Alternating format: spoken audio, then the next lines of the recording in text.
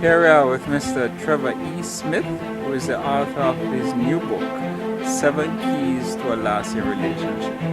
Mr. Smith, can you just give us a brief overview why 7 keys to a lasting relationship? Thank you. The situation is that increasingly we're having issues with broken homes, high divorce rates, frustration with people trapped in their relationships.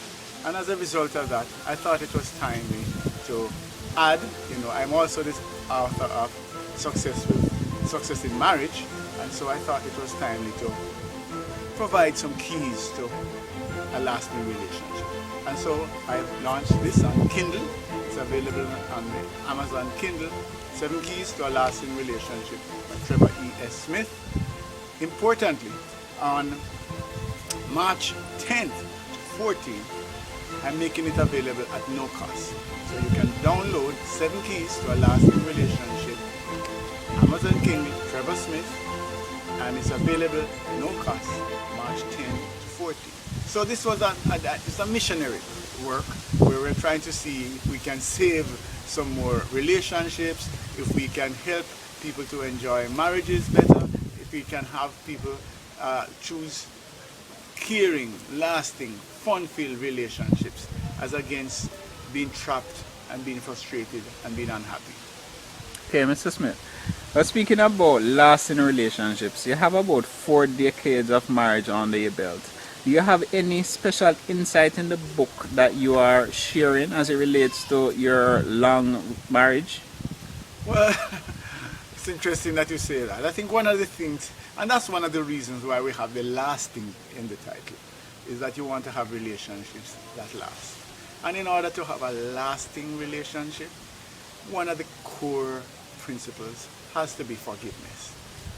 You really need to, as we say in the book, take forgiveness as a wonder drug. Because many times people look at forgiveness from the perspective of saying, oh boy, you have done me something wrong, therefore am I going to forgive you? Do I wait until the pain subsides? And we go through all of that.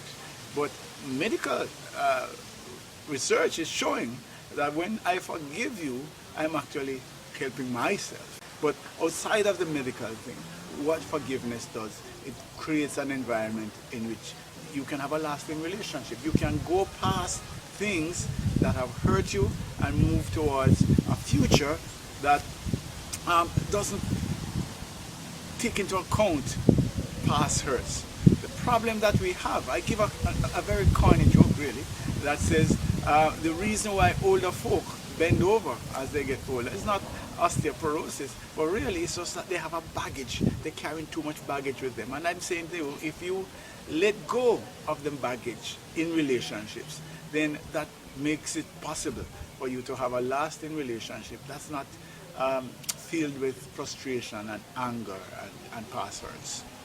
That's one principle that I would have got from it. Some of the other areas is that, or the critical one for me, is that it needs to be grounded in faith. I think that persons who come together, if they have a faith as an anchoring principle, the chances of the relationship being fulfilling and lasting is much greater. I think if we are relating to one another and if it's just me and the person who I'm relating to, if there is nothing outside of us, then I think the chances are that self will play a big role and we're going to get frustrated and we're going to have problems and our relationship is likely to break apart or to be characterized by anger, frustration, blame, all of that. However, if we have a source, if we have something to look to outside of ourselves, then that helps to bring us together. And that's one of the reasons then why we emphasize in the book, if you are going to go into a relationship, I'm not saying that every relationship has to end in marriage, but if you are looking at a lasting relationship, one of the things you have to look to is what are the person's view. If there was one main takeaway from the book, what would you say it would be?